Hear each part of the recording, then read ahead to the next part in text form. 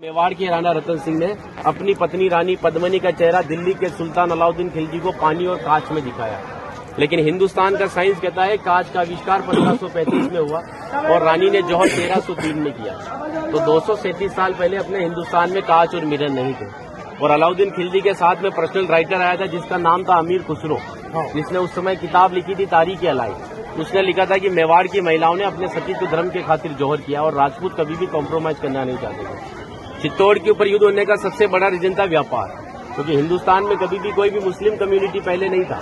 ये सभी जो आते थे अफगानिस्तान तुर्किस्तान से आते थे और आते कहाँ थे तो समुद्र के पास में आते थे, क्योंकि प्लेन तो थे नहीं ना। तो इधर नजदीक पड़ता है गुजरात और ये जाते थे दिल्ली। तो इधर पड़ता है दिल्ली, उनको क्रॉस करना पड़ता था ये मेवाड़। अच्छा, इधर गुजरात इधर दिल्ली बीच में राजस्थान, तो इसको क्रॉस करना पड़ता था ये मेवाड़। तो यहाँ के राजपूत उनसे टैक्स वसूलते थे। तो वो समय था 1299 का, जब अलाउद्दीन खिलजी पूरे हिंदुस्तान पर इस्लामी शासन चाहता था। गुजरात से जब दिल्ली की ओर रवाना हुआ तो यहाँ पर राणा रतन सिंह के पिता थे रावल समर सिंह। उन्होंने दिल्ली जाने से पहले उससे टैक्स लिया और टैक्स लेने के बाद में जब अलाउद्दीन दिल्ली पहुंचा तो मेवाड़ से नाराज कि मुझे दिल्ली में शासन करने के बाद में हर बार मुझे मेवाड़ को टैक्स देना पड़ेगा, इससे अच्छा है मैं मेवाड़ को जीतूं। तो दिल्ली से वो 1.5 लाख सेना को लेकर मेवाड़ की तरफ बढ़ा।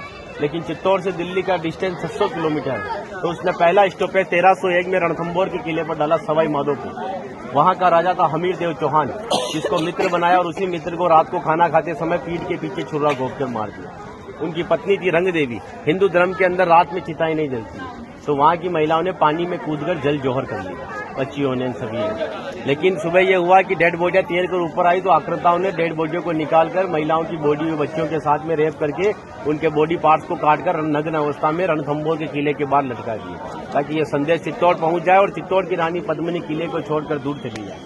1303 में जब अलाउद्दीन चित्तौड़ पहुंचा तो किले के ऊपर आने के लिए उसको 7 गेट क्रॉस करना था, तो इम्पॉसिबल था।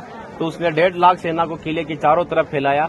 8 महीने के बाद में किले के ऊपर खाने की कमी आई तो रानी पद्मिनी के चाचा भतीजा गोरा और बादल ने राणा रतन सिंह से कहा कि हमारा राशन खत्म हो रहा है और जब ये भूखे और कमजोर सेना से हम युद्ध करवाएंगे तो ये युद्ध नहीं कर पाएंगे। रतन सिंह को बातचीत के लिए 7 गेट के नीचे भेजा तो अलाउद्दीन खिलजी ने उनकी गर्दन पर तलवार रखकर झुकने के लिए कहा। लेकिन मेवाड़ का राजपूत सर कटाने के लिए मंजूर होता है, लेकिन सर झुकाने के लिए कभी मंजूर नहीं हुआ। राणा रतन सिंह को धोखे से बंदी बनाया और रानी पद्मिनी को संदेश भेजा कि आप हमारे दिन का स्वीकार करो, हम दिल्ली चलेंगे। रानी पद्मिनी कहती है जो नरसंहार तुमने 2 साल पहले रणथंभौर के किले में किया तो यहाँ की महिलाओं के साथ में भी वही होगा। इस वजह से जहाँ मैं जाऊंगी वहाँ ये वीरांगनाएं चलेगी। 2 महीने का समय लिया। अलाउद्दीन खिलजी ने 700 डोलियां किले की ओर भेजी, लेकिन रानी पद्मिनी को पता था कि मेवाड़ में घूंघट सिस्टम है, तो हर एक सोल्जर्स को लेडीज पोशाक पहनाकर तलवार और भालों के साथ में उस पालकी में बिठा दिया और रानी पद्मिनी की पालकी में भतीजे बादल को रानी पद्मिनी की वेशभूषा पहनाई और 700 पालकी एक कमांडर बनाया चाचा जी गोरा को। गोरा जब पालके लेकर 7 गेट के नीचे गया तो अलाउद्दीन खिलजी से कहा कि रानी पद्मिनी दिल्ली जाने के लिए तैयार है, लेकिन जाने से पहले अंतिम बार अपने पति से देखना चाहती है। जिस जगह रतन सिंह को बंदी बनाकर रखा गया, जब वो पालकी वहां गई और रतन सिंह जी ने जब घूंघट हटाया तो घूंघट के पीछे का जो चेहरा था वो भतीजे बादल का था। और बादल कहता है कि महाराज हम 20,000 है और ये 1.5 लाख है। एक राजा अगर नहीं रहेगा हमारे साथ में तो हमारी सेना का मनोबल कमजोर रहेगा। इसी वजह से राणा रतन सिंह को पालकी में बिठाकर किले के ऊपर भेजा।